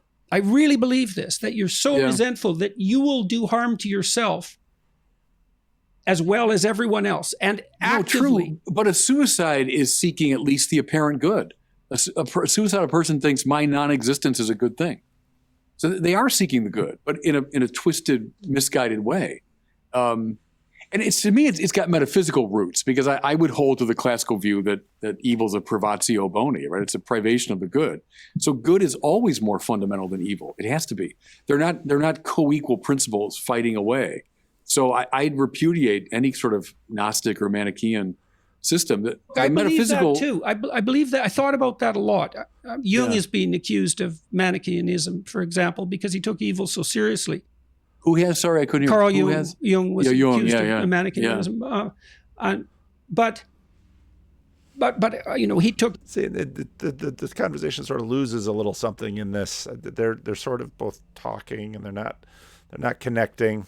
Evil extraordinarily seriously, which is something that's definitely worth doing. So you look at examples like the Columbine killers. The suicide could have come before the murders, but it didn't. Mm-hmm. And so I even see maybe in those situations the desire for non-existence, not so much as a seeking of the good, but a desire to punish God for the inadequacy of his creation. Yeah, no, it could be. But at least in their mind, that's a good thing. So that's the Cain connection, that the resentment. Both sort of stubbornly holding to their position against God and getting back at God. Sure, I see it in the pastoral life all the time. It's a justified thing. They think for them it is, God deserves it, because look at what's happened. But see, but God has us coming or going, because that is in fact a quest for God. That's right. I mean, even the most resistant sinner is in fact under grace in that sense. That's why I've always liked both Origen and C.S. Lewis say this, that it's the love of God that lights up the fires of hell, right? If someone's in hell, it's the resistance to God's love that's lighting up the fires, that's causing the friction. And so God has you coming or going. I mean, is God present in hell? Sure, because whatever is has to be grounded in God. And God's even present in the fires of hell because it's the resistance against God that's causing them, you know? So I think it's a metaphysical statement and a psychological statement about the primacy of the good. But it's a source of hope. And a lot of my pastoral work, you know, and you as a psychologist too, when you go into people's pain in a very deep way, and priests go all the time to these limit situations where people have lost loved ones, they're facing their own death, they're facing tremendous failure. That's where priests go, you know, because that's often where grace is going to break through. Well, there are, I've encountered situations as a clinician where religious language is the only language that can be used to describe what's happening. And no, again, a point that he made with the, in that one conversation, Dave Rubin was there, made that same point. I say these things sometimes, you know, 40 minutes in, just to sort of log it in my brain. And sometime when I need a clip or something, I need to reference Peterson. And here he is making that statement. That's quite interesting. It's difficult to relay those experiences outside the specific framework of the occurrences. Yeah. Then the conversations just sort of lose its kind of a lull, and conversations have that. I always think of, you know, Hegel said, to know a limit as a limit is to be beyond the limit. And I think that's true here. So whether it's the physical sciences or psychology, our reason comes to a certain limit, but then it recognizes the limit as a limit. And that's to be already beyond it in a way. And they often... That's a really smart saying. I'd never heard that saying, but it's really pretty smart. Hegel's saying. I talk about religious questions as limit questions, or it's a limit situation. When I begin to ask the meta question beyond questions, or I come to a meta experience beyond any ordinary experience. And that's why, again, priests tend to show up at those limit cases. That's when we're looking into this abyss. And it is, from our standpoint, rather abyssal. I mean, what is it that stands beyond what I can know and control? And there's this, I mean, do a Kierkegaardian, there's a kind of leap that abyss is something loving. And what stands beyond what I can control is a force of love that's actually summoning me. And that's where you go back to what I said about Deus Dixit, God speaking through the scriptures. I think that's what it means. The voice from the cloud is a symbol of it, you know. When someone hears the voice of God, it's coming from the abyss. It always is. Job, you know, the voice comes out of the whirlwind.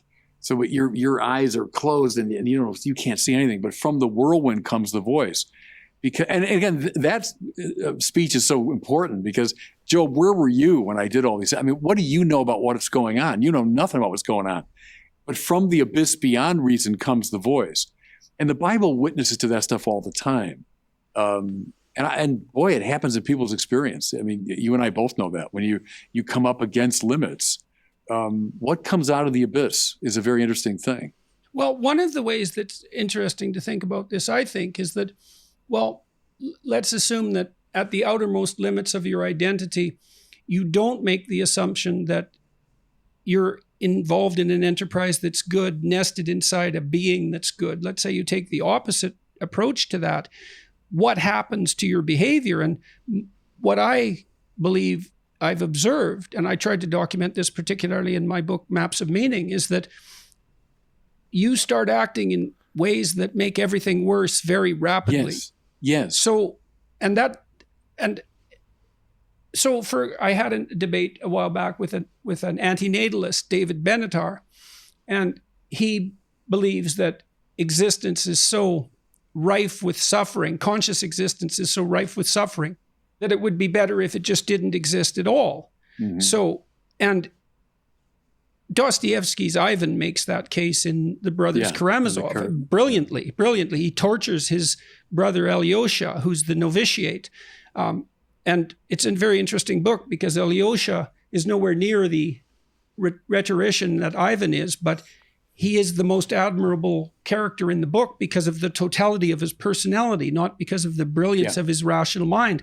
It's an amazing book in that regard.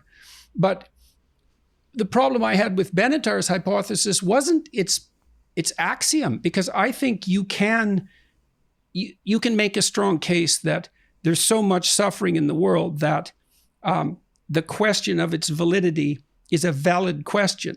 The problem for me there is that if you do that and you start to act that out, things appear to take a vicious turn very rapidly. You start working against everything that's alive and striving. Yes. And no, quite right.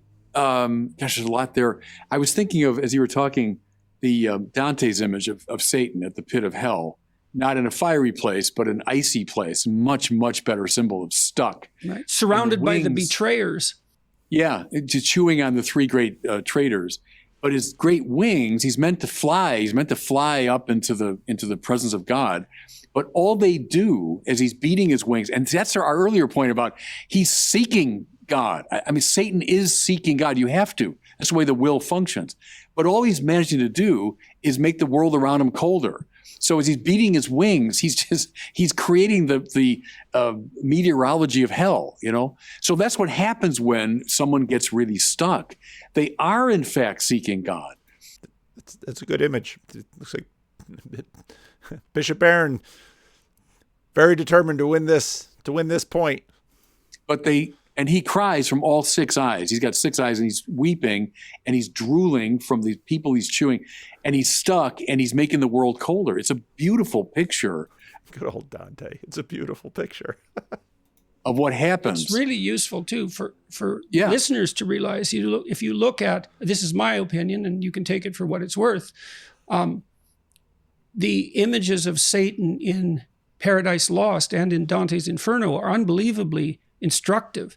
If you start to understand that what these thinkers were trying to do was to produce an imaginative representation of evil, and evil as an embodied and transcendent being. Now, what's interesting about this point to me, Peter Kraft makes this point quite often that it's often easier now if narrative is sort of this communal dream that we're having. It's often easier, especially lately, for people to come up with anti-heroes. James Gandolfini in The Sopranos. And Peter Kraft's argument is that it's easier for us to do this for evil, and it's even more difficult for us to do it for good. Now, that's interesting in the light of Peterson's fascination with hero stories, because, of course, the hero is good. But but having someone it's often the case that if the character is too good, they come off as dull in our collective dreams. The psychological rationale for that, I believe, and it has something to do with our ability to communicate, which you referred to earlier, is that the evil we do is informed by the entire human race's conception of what constitutes evil. Mm-hmm. And stretching back, that would be the sum of and again, it's amazing that, I mean, when you have a picture of how we actually work, it's amazing that anything works at all, because we've got all these stories out there, and it seems we have all these mappings in here. I mean, it's almost Bitcoin-like. In this register that's just sort of out there in the public domain, that anybody can look at the register, but it's but it's just code to us. But it's mapped in all of us, and it's almost a mesh network. It goes from one to the other and one to the other. Yet it's not copied perfectly on each other. Every copy that we bear is unique. Yet. And it's just an astounding picture. Back from the beginning of the time when we began to communicate. So, for example, you see this quite clearly. I read the Columbine killers' notes in quite a bit of detail, and it's saturated with satanic thought. And Peugeot is going to do his video on Little Nas, and I'm really looking forward to that, because I liked this section of the video, because all of us have been immersed in storytelling that deals with the satanic. And I never thought too much about, well, where does this imagery come from? How does this imagery work? So I'm really looking forward to, I read Jonathan Peugeot's piece on it, but I'm an auditory learner, and so I'll much rather see Jonathan Peugeot's video on it. So I'm anticipating him making this video. And the reason for that is that that sort of thought is part of the culture, because we've come to represent these transcendent figures of evil in poetry and in movies. And it happens all the time in movies with characters, say, like Hannibal Lecter, and in horror movies. And the Milton's Satan, who's often viewed, at least by some, as a revolutionary hero, seems to me to be something like the rational mind. It's what happens to the rational mind when it places its presuppositions in the place of God. Because Satan seems to presume that he can replace the transcendent. That's the very modern rationalism, Satan. By his own presuppositions. And I think that's my reading of that is that's actually what happened on Earth not long after Milton wrote, when these totalitarian states emerged. It's something Solzhenitsyn commented on, where the presuppositions, the utopian presuppositions of man, rationally thought out, were seen as sufficient to represent everything, the totality, to eliminate the need for something transcendent. And the consequence of that was that they produced something that looked an awful lot like hell. Like hell. And Dante did that more psychologically. And so Milton, being the great poetic genius that he was, had a poetic sense that that was what was coming down the pipelines. I wonder if you read your countryman, Charles Taylor, much, the Canadian philosopher, because Catholic too. Taylor said that we in the not to brag, West, so let's say Western Europe, America, Canada, Australia, we might be the first civilization ever to think you can find real happiness apart from a transcendent reference point. And everyone in human history has felt something like the alluring darkness beyond what I can control and know is necessary. A relationship to that realm is necessary for happiness. We're the first. Well, and Taylor, of course, has, I love his use of the word the imaginary, because in some sense that's what it is, because we have to hold it out there in front of us, so to see it, because again we only see out, and so we sort of keep putting stories up between us, and these are sort of waking dreams between us, so that we can see this, and in many ways those stories have become sort of the transcendent in this secular frame. First culture ever that said, no, I don't care, I'm indifferent to it. But that does produce versions of hell, for sure, because something will take the place of the transcendent point of reference. Well, it seems useful even from the perspective of humility. I mean, I don't know if this is a reasonable thing to say, but a tyrant who believes in God is likely preferable to one who doesn't, because at least in principle, the tyrant is held accountable by something that isn't him. Whereas the atheistic tyrant, that's right. He would get caught, at least in principle, again, in the operation of his own conscience. Don't you? I love the fact in the scriptures, they're very unique this way. They do not apatheicize their leaders. And that's very different from so many other ancient. Apatheicize. There's a $6 word. Cultures where the kings become like gods. And there's the Bible. I mean, the Bible is bluntly honest about its leaders and its kings. Even the greatest, even David, murderer, adulterer, Solomon, Saul, the whole realm of them. That's a brilliant insight of the Bible, that all these people are under God and they're under judgment. And that's a liberating idea. And when we lose that, the leaders do become apatheicized. Well, you saw that in Rome constantly, in ancient Rome. That literally happened. And there's always a proclivity for that to happen. That's the imperial presidency, Right. And I think it's very important. I always tell when I'm preaching on this subject to Christians, the fact that Jesus is called the Son of God, it was so important because it was dethroning the Roman claim that the emperor was the Weos tuteu. So one of the titles after more Latin, Julius Caesar is divus. He's divinized. Then his son Augustus becomes the son of the god.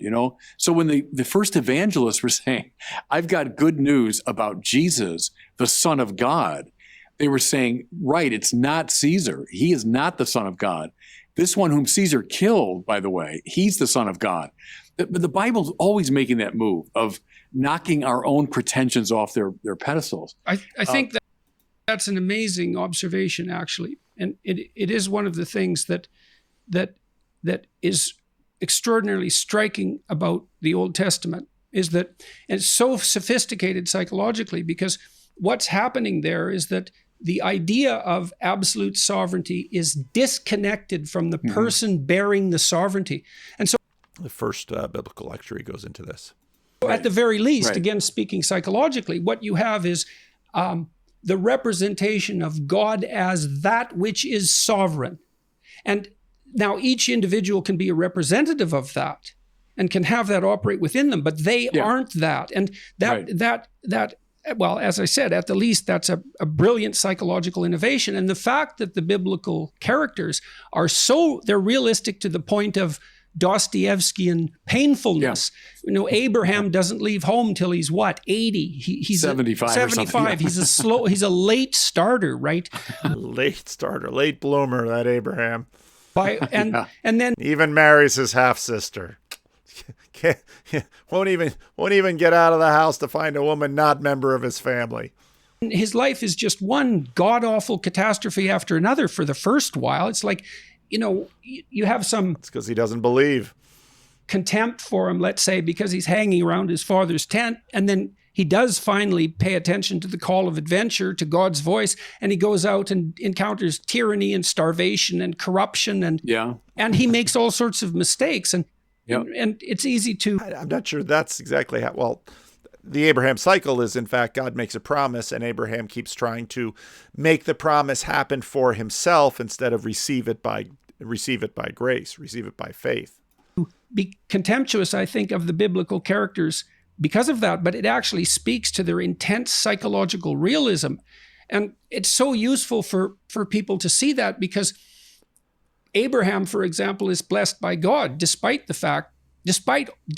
his evident character flaws. And that's... Well, despite the fact that he keeps trying to, again, the promise given to Abraham is that he will have a son by his wife Sarah. And at each turn, Abraham and Sarah try to secure that blessing for themselves. And God keeps saying, no, it's not Lot. No, it's not your servant. No, it's not through Hagar.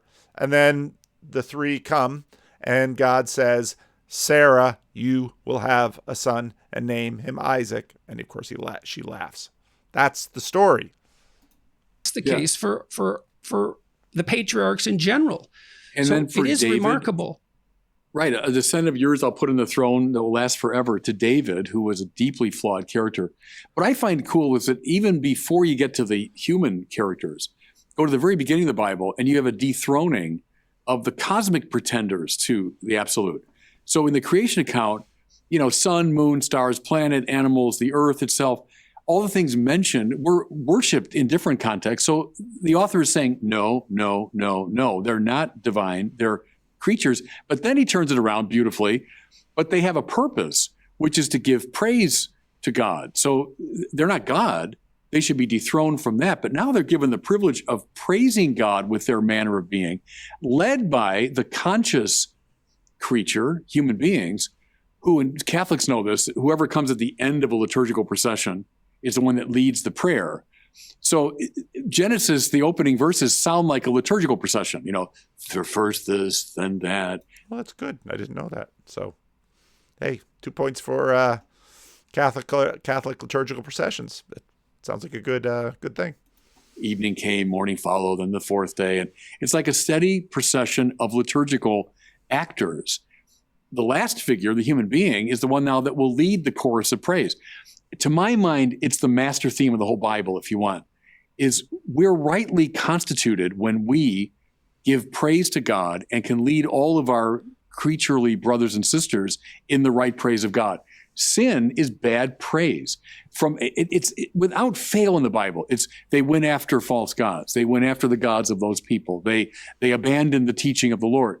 Bad praise leads to the disintegration of the self. So that's now in the psychological order. That's really... Well, praise... And go back to the Peugeot conversation. How much did Peugeot hammer attention and worship? Now I've got to wrap this up. And I'm just trying to look for a good breaking point, but they keep going. So at some point I'm going to, this might be a good transition because now we're going to sort of switch over to the praise thing. So maybe I will just end it here. So this will be part one. I'm about halfway through, let's say. So there will be a part two. There's some good stuff in the end. I kind of looked at sort of between 30 minutes and 54 minutes. It sort of seemed like a lull in the conversation, but it's going to pick up steam. So I will post this tomorrow morning. If you like it, leave a comment, give it a thumbs up.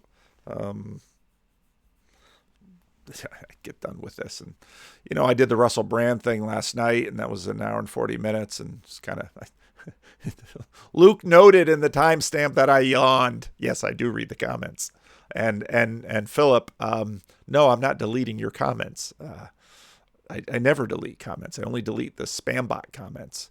So if you're trying to post links in, sometimes the automatic spam protection won't let you post a link in. But anyway, so why do I do these? Why do I do these commentaries? Well, partly because I always listen to them one run through and think, oh, I got some things I'd like to say about them. And so then this gives me a chance to say about them. But these are, I obviously don't do commentaries on every video that Peterson does, but I do find these helpful. And some of you, probably nobody who watches these videos knows this.